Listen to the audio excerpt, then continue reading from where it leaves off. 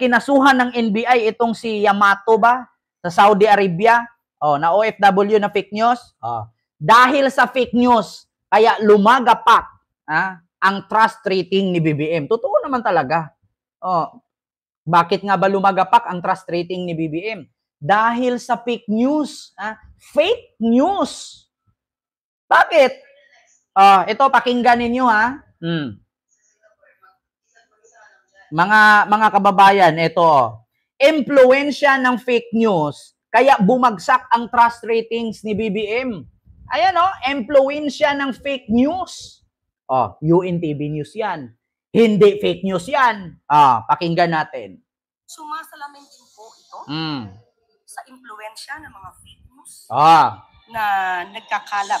Naniniwala ang Malacanang na resulta ng impluwensya ng pagkalat ng fake news ang naitalang malaking pagbaba sa approval at trust ratings ni Pangulong Ferdinand Marcos Jr.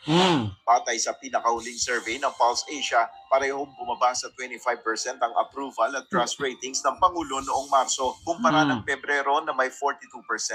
Ayon kay Palace Press Officer Yusek Claire Castro, maaaring ang mga respondents ng naturang survey ay hindi nahahatiran ng totoong impormasyon.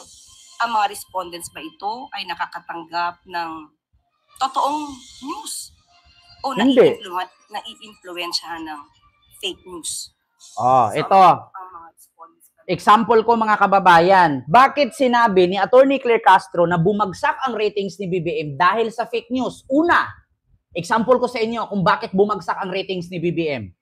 Yung tulay sa Isabela na bumagsak, proyekto ni Digong yon. Proyekto ni Digong. Nung bumagsak, sinong sinisi? Si BBM. Diba? Ngayon, yung mga taong na-disgrasya doon, at yung mga taong bobong DDS na nanonood sa mga vlogger na fake news, kasalanan ni Marcos yan.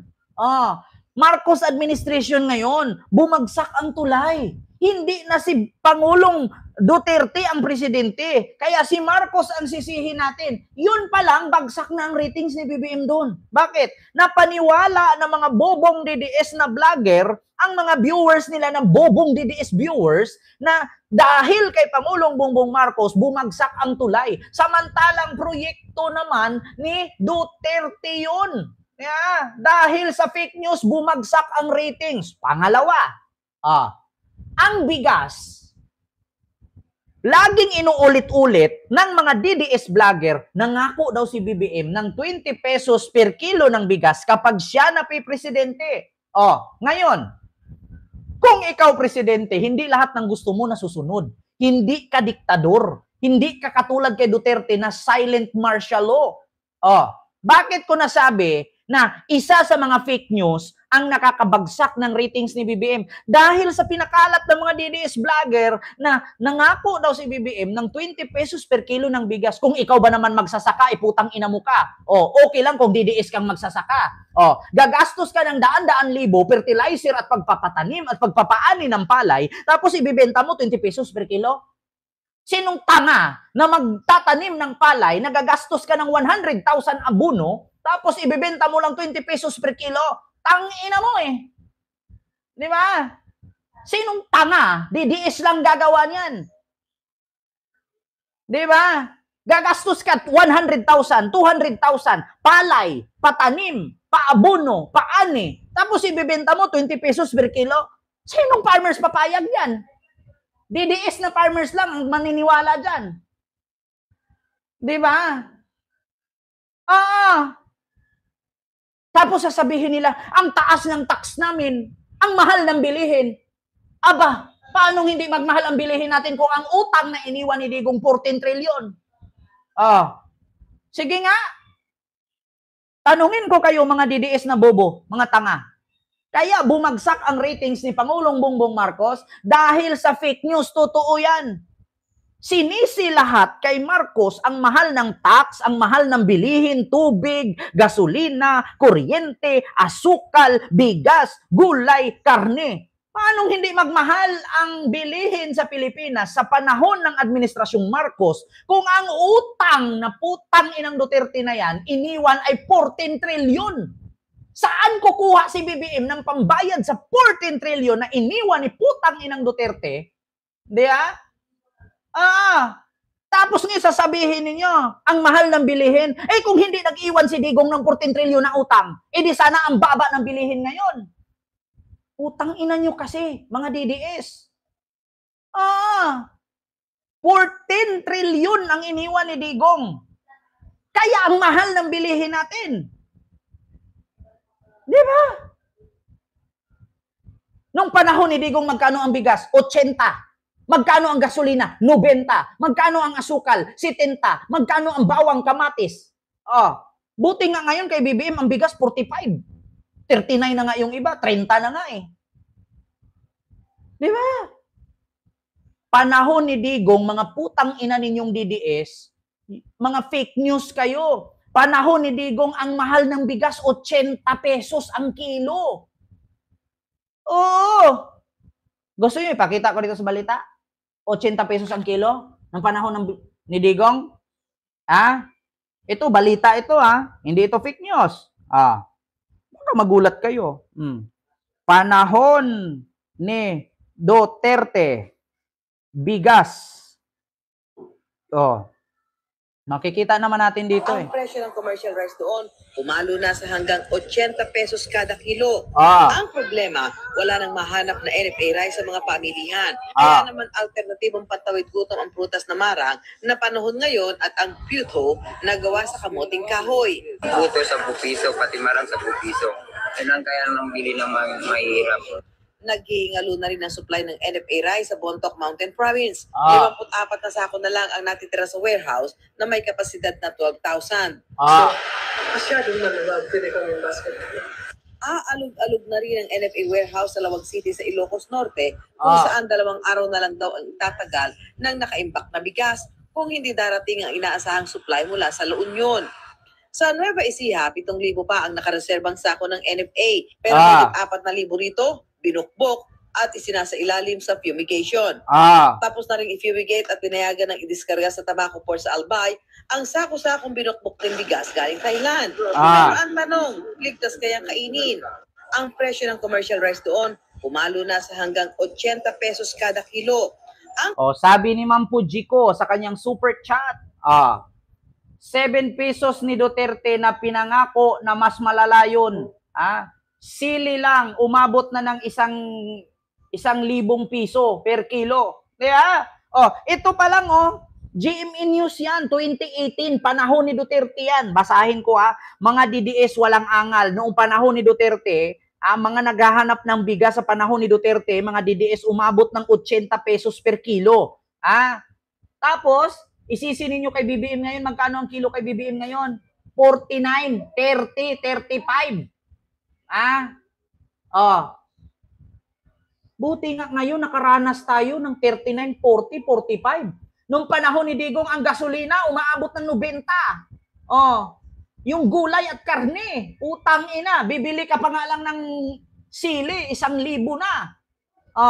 Tapos sasabihin niyo ngayon, bumagsak ang trust ratings ni BBM dahil sa fake news ng mga DDS. Tapos ang idahilan ng mga DDS niyan, hindi kasi Ken, pandemic yun. Ano ba kailan ko sa pandemic? Bakit? Ginusto ba natin na magkaroon ng pandemic? Pandemic yun Ken, kaya mahal ang bilihin. Tapos sasabihin na naman nila yan, hindi mo naman kasi naisip na si Duterte nung pandemic malaki ang tulong. Tanga, yung tinulong ni Digong, inutang niya yun. Yan yung 14 trillion na iniwan niya. Ang tanong, lahat ba na 14 trillion? Napunta ba sa tao o sa bulsa ni Digong? Meron pa ngang 1 bilyon na iwan sa kwarto sa Malacanang. 100 ka bag na puno ng tag 100 million per bag. 10 bag yun. 10 duffel bag puno ng 100 million per bag. 1 billion nasa loob. Bakit nasabi ni Pangulong Bongbong Marcos yan? Wala sa kanila ang kasabwat sa pagbulsa ng sako-sakong pera sa pandemya. Sabihin niyo sa akin, hindi totoo yan. Naiwan ni Duterte sa kwarto sa Malacanang 1 bilyon, 10 bag na duffel bag o military bag. Tag 100 million. ang laman ng kada bag. Kita nyo naman. Eto mga kababayan.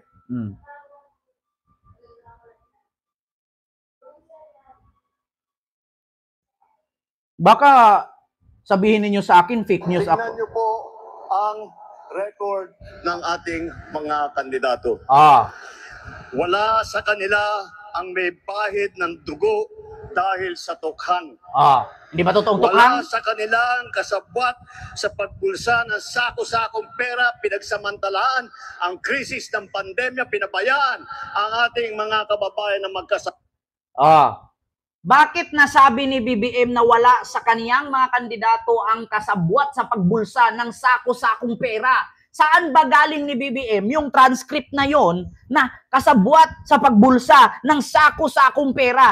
Kasi nakita mismo sa dalawang mata ni BBM na 10 duffel bag puno ng 100 million per bag. 1 billion ang laman.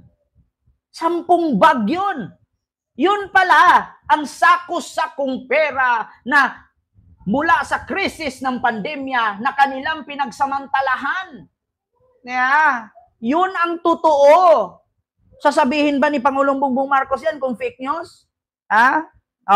Sa kanilang kasabwat sa pagbulsa ng sako-sakong pera, pinagsamantalaan ang krisis ng pandemya, pinabayaan ang ating mga kababayan na magkasakit at mamatay. Doon nanggaling ang kasabwat sa pagbulsa ng sako-sakong pera mula sa krisis ng pandemya. Ngayon alam nyo na kung bakit nasabi ni BBM. Yun yung parmali ni Michael Yang. 1 billion. Yun lang naiwan Paano yung nabitbit? Yung naiwan lang yun, 1 billion. Paano yung nabitbit? Na 11 billion lahat yan 11 billion yan, 10 billion lang ang nabitbit. Yung 1 billion na iwan sa Malacanang. So bakit ko nasabi na totoo yan? Na 1 billion. Eto, mga kababayan. Magulat kayo. Sinampahan ng 1 bilyong pisong libel case ng isang sinagot na... And here it is. This nakarap tumataginting na 1 bilyong... Marcos... Eto Mon Tulfo. Magulat kayo dyan. Hello guys, magandang gabi mo. Eto. Sino nakaiwan ng 1 billion sa Malacanang according kay Ramon Tulfo? Gusto niyo? Basahin ko pa dito. Sino ba ang nasa Malacanang? Alam naman kaluluwa ni Cory Aquino. Alam naman kaluluwa ni Emilio Aguinaldo. Si Digong naman ang dating presidente na sundan ni BBM. Imposible magkaroon ng 1 billion ang Malacanang. Ano yun? Multo na pera? Imposible naman na katawan ni Manuel L. Quezon. Imposible naman na lolo ko ang nag-iwan ng 1 billion katagal-tagal lang namatay ni Garcia. Imposible ba na lolo ko ang nag-iwan doon sa pera ng 1 billion sa Malacanang? Katagal-tagal na namatay ng lolo ko, hindi pa ko pinanganak, pang-4 na henerasyon na ako. Alangan naman multo ang naglagay doon. Kaluluwa ni Cory. Lolo ko naglagay doon. Alangan naman si Ramon Magsaysay. Sinong dapat nating sisihin nag-iwan doon? Si Jose Rizal? Utang ina, si Jose Rizal hindi nakatungtong ng Malacanang kasi diniretso sa Dapitan City. Doon siya nag-exile. Sino bang dapat natin sisihin kung sinong nakaiwan ng 1 billion doon sa Malacanang? Kaya sabi ni BBM, wala sa kanila ang kasabwat sa pagbulsa ng sako-sakong pera. Na pinagsamantalahan ang krisis ng pandemya. Mga kababayan na hinayaang mamatay. Alangan naman lolo ko nag-iwan doon. Magagalit si Gwen Garcia dyan. Bahala kayo dyan, buhay nyo. Alangan naman si Elpidio Quirino. Alangan naman si Diosdado Macapagal. Alangan naman si Erap. Sino mag-iwan doon? Alangan naman si Pinoy. Di ba? Pinagluloko nyo taong bayan. Yan sabi nga ni Arturo Las Cañas, si Digong, halimaw. Oh, pinagluluko niya taong bayan pa. Drug war ka pa. Drug lord ka naman. Yeah. Ngayon ninyo sabihin na fake news. Kasuhan nyo si Montulfo. Montulfo naglabas yan. Ako, matagal ko nang alam yan. Ayaw ko lang ilabas eh. Oh. Nag-antay ako na may mga journalist na maglabas eh. May naglabas. So at least hindi ako ang pinanggalingan ng news. Diba? Kaninong pera yung 1 billion na iwan sa kwarto ng Malacanang? Number 3. Kwarto ng Malacanang, number 3 na kwarto. Malapit sa kusina. Ayaw ko nang sabihin kung sino pa. Anong kwarto yan? Kanino? Pinarinubit na nga ni First Lady yung mga kwarto doon kay si Purpukbok.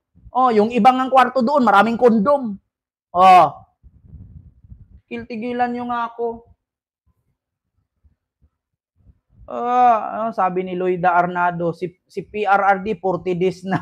Malapit na. Yan na, mga kababayan. Dito tayo, mga kababayan. Kay Harry Roque. Ito naman, kay Harry Roque naman tayo, mga kababayan. Harry Roque, hinamon ni Pangulong Bongbong Marcos na umuwi ng Pilipinas kung totoo ang pinaglalaban. Di ba? Si Pangulong Bongbong Marcos na mismo ang